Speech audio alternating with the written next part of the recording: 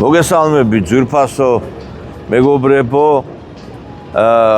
ჩვენ უკვე ხვალ პარასკევიდან ვიწყებთ გადაცემათა ციკლს დღიშეჯამება და ხვალ შემოგთავაზებთ ძალიან საინტერესო გადაცემას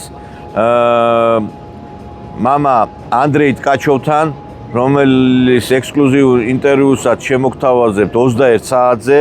ეს სოციალური ქსელებით გავრცელდება YouTube, რუთუბი, კონტაქტი, Facebook-ი, ტელევიზიის მეშვეობით ჩვენ ვერ გავდივართ და ამაზე არაერთხელ გვისაუბრე.